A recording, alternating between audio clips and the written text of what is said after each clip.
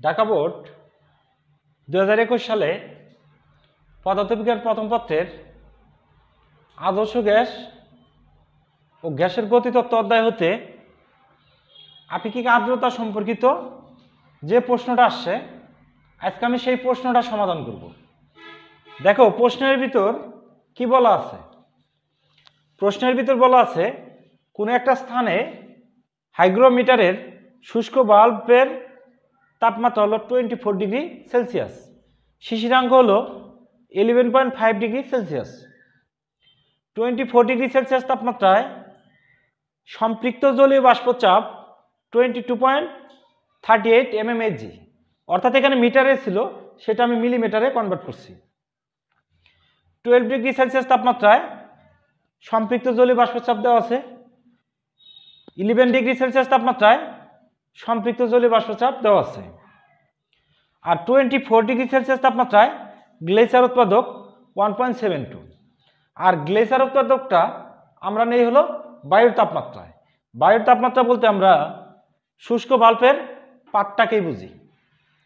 তাহলে দেখো আমাদের 3 মার্কের যে কোশ্চেনটা সেটার ভিতর কি বলছে, ওই স্থানে সিক্ত বাল্বের পাট কত, সিক্ত বাল্বের পাট। আর সিক্ত বাল্বের পাট আমরা জানি θ2 = কত, ওয়াট। শুষ্ক বাল্বের পাটটা আমরা জানি θ1, তাহলে θ1 = কত দেওয়া আছে আমাদের 24 ডিগ্রি সেলসিয়াস। শিশিরাঙ্ক সেটাকে আমরা থিটা দ্বারা প্রকাশ করি 11.5 ডিগ্রি সেলসিয়াস। তারপরে দেখো গ্লেসিয়ার উৎপাদক বায়ুর তাপমাত্রায় সেটা হলো আমার জি 1.72। তাহলে আমাদের চাইছে হলো θ2।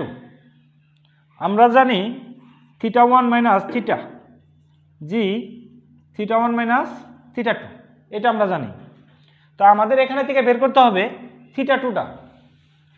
তাহলে আমরা একটা কাজ করি, এই পাশকে জি দ্বারা ভাগ করি। তাহলে θ1 - θ বাই হলো জি ইকুয়াল θ1 - θ2। তারপরে দেখো θ2কে আমরা এই পাশে নিয়ে আসবো, এটাকে ওই পাশে নিব। তাহলে লিখতে পারি θ2 θ1 বাই হলো আমার জি। এখন আমরা এইটাই মান যদি বসিয়ে দেই তাহলে সিক্ত বাল্বের পাট θ2 আমরা পেয়ে যাব।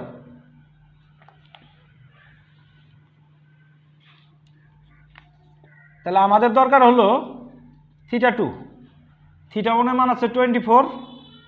আর এখানে আমরা যখন এগুলো বসাবো তখন আমরা ডিগ্রি সেলসিয়াসে রাখবো না, -24 θ এর মান 11.5, জি এর মান আছে কত আমাদের 1.72। এখন আমরা ক্যালকুলেশন করে দেখি যে আমাদের রেজাল্ট কত আসে। 24 - 11.5 ভাগ 1.72, 24 - আনসার।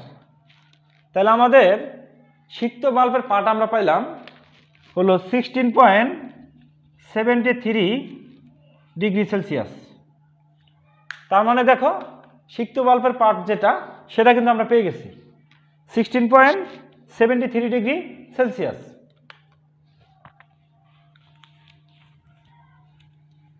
এইবার আসো আমরা 4 মার্কের যে কোশ্চেনটা বলছে সেটা আমরা দেখি কি বলছে। বলছে উল্লেখিত স্থানে আপেক্ষিক আর্দ্রতা নির্ণয় পূর্বক আবহাওয়া সম্পর্কে মন্তব্য করতে বলছে। সেক্ষেত্রে আবহাওয়াটা কি পর্যায়ে আছে সুপ্রিয় শিক্ষার্থীবৃন্দ। তাহলে আমাদের প্রথমে যেটা বের করতে হবে আপেক্ষিক আর্দ্রতা।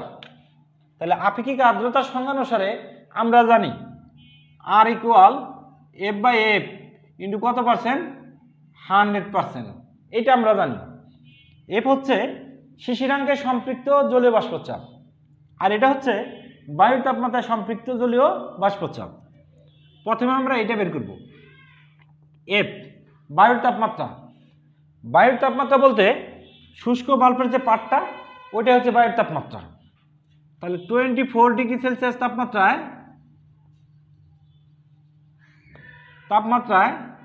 সম্পৃক্ত জলীয় বাষ্পচাপ। তাহলে 24 ডিগ্রি সেলসিয়াস তাপমাত্রায় সম্পৃক্ত জলীয় বাষ্পচাপ 22.38। তাহলে 22.38 mmHg।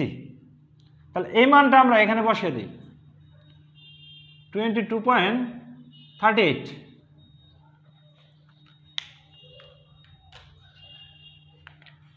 এবার আসো শিশিরাঙ্কে সম্পৃক্ত, সেটা হলো আমার স্মল এফ।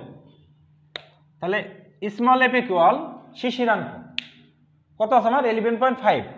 তার মানে আমরা এখানে লিখলাম 11.5 ডিগ্রি সেলসিয়াস তাপমাত্রায় সম্পৃক্ত জলীয় বাষ্পচাপ। এটাকে আমরা কিভাবে লিখতে পারি সেটা দেখো, 11 ডিগ্রি সেলসিয়াস প্লাস 12 মাইনাস 11 পাইলে 2 ডিগ্রি সেলসিয়াস তাপমাত্রায় সম্পৃক্ত জলীয় বাষ্পচাপ। তার মানে এখানে থেকে আমি কি করলাম সেটা দেখো, 11 ডিগ্রি প্লাস 12 থেকে 11 বাদ দিলে 1 2 দ্বারা ভাগ করলে আমার কত আসে 0.5। তাহলে এটা হচ্ছে আমার 0.5 ডিগ্রি সেলসিয়াস আর এটা হলো আমার 11। তাহলে 11 প্লাস 0.5 কত আসতেছে আমাদের 11.5। তাহলে 11 ডিগ্রি সেলসিয়াস তাপমাত্রায় কত আছে আমাদের 9.9 mmHg প্লাস তারপর দেখো 12 এর জন্য কত আছে আমাদের 10.52 11 এর জন্য আছে আমাদের 9.9 বাইলে 2। এখন আমরা ক্যালকুলেশন করে দেখি এটা কত হয় আমাদের 10.52 মাইনাস 9.9 বাগাস আছে 2, তার মানে 9.9 mmHg প্লাস 0.31 mmHg 9.9 আমাদের আসতে ছিল 10.21 mmHg। তার মানে দেখো শিশিরাঙ্কে সম্পৃক্ত জলীয় বাষ্পচাপ 10.21 mmHg, সেটা আমরা এখানে বসিয়ে দিই। তাহলে 10.21 ভাগ হলো আমাদের 22.38 ইন্টু 100%। তার মানে আপেক্ষিক আর্দ্রতা পাচ্ছি হলো আমরা 45.62%। সুপ্রিয় শিক্ষার্থীবৃন্দ, এখন আমাদের আবহাওয়া সম্পর্কে একটা ধারণা দিতে বলছে। তাহলে আমরা এখানে কি বলতে পারি, এই জিনিসটাই হলো আমাদের কনফিউশন। দেখো বায়ুর তাপমাত্রা আছে কত 24 ডিগ্রি সেলসিয়াস, সেখানে আপেক্ষিক আর্দ্রতা আসলে আমার 45.62%। সুপ্রিয় শিক্ষার্থীবৃন্দ, একটা জিনিস খেয়াল করবা, 18 থেকে 26 ডিগ্রি সেলসিয়াস তাপমাত্রায় যদি আপেক্ষিক আর্দ্রতা 40 থেকে 70% হয় তাহলে আমরা স্বস্তি ফিল করি। এটা একটা ইম্পর্টেন্ট একটা টপিক, যে 18 থেকে 26 ডিগ্রি সেলসিয়াস তাপমাত্রায় আপেক্ষিক আর্দ্রতা যদি 40 থেকে 70% হয় তাহলে আমরা স্বস্তি ফিল করি। এবার আসো যে আবহাওয়া সম্পর্কে একটা মন্তব্য করতে বলছে, যে আবহাওয়ার অবস্থা কি। দেখো আপেক্ষিক আর্দ্রতা আছে কি আমাদের এখানে কম, আপেক্ষিক আর্দ্রতা কিন্তু কম। তাহলে আপেক্ষিক আর্দ্রতা যত বেশি হবে জলীয় বাষ্পের পরিমাণ তত বেশি, তাহলে বৃষ্টি হওয়ার সম্ভাবনা তত বেশি। যেহেতু আপেক্ষিক আর্দ্রতা তার স্ট্যান্ডার্ড মানের নিচে আছে, অর্থাৎ 50%-এর নিচে আছে, তার মানে আমরা বলতে পারি সেই বায়ুমণ্ডলটা আসলে তুলনামূলকভাবে শুষ্ক আছে, বৃষ্টি হওয়ার সম্ভাবনা নাই। এখন এখানে কিন্তু বলে দেওয়া নাই, যদি বলতো যে 50%-এর উপরে গেলে বৃষ্টি হওয়ার সম্ভাবনা আছে, 50%-এর নিচে গেলে বৃষ্টি হওয়ার সম্ভাবনা নাই, এই ধরনের কোনো কথা বলে দেওয়া নাই। তার মানে আমাদের এই কোশ্চেনটার আনসার আমাদের নিজের মতো দিতে হবে। তাহলে প্রথমে আমরা লিখব যে 18 থেকে 26 ডিগ্রি সেলসিয়াস তাপমাত্রায় যদি আপেক্ষিক আর্দ্রতা 40 থেকে 70% হয় তাহলে আমরা স্বস্তি ফিল করি বা আরাম ফিল করি। যেহেতু তাপমাত্রা 24 ডিগ্রি সেলসিয়াস আর আপেক্ষিক আর্দ্রতা 45.62, তার মানে আমরা স্বস্তি ফিল করব। তারপরে বলবা আপেক্ষিক আর্দ্রতা বেশি হলে বায়ুমণ্ডলে জলীয় বাষ্পের উপস্থিতি বেশি, আর আপেক্ষিক আর্দ্রতা কম হলে বায়ুমণ্ডলে জলীয় বাষ্পের উপস্থিতি কম। তার মানে দেখো এখানে স্ট্যান্ডার্ড মান 50, তার নিচে আছে। তার মানে বৃষ্টি হওয়ার জন্য উপযুক্ত যা যা দরকার, মানে যতটুকু জলীয় বাষ্প দরকার বায়ুমণ্ডলে নাই, তার মানে ওই দিন বৃষ্টি হওয়ার সম্ভাবনা নাই।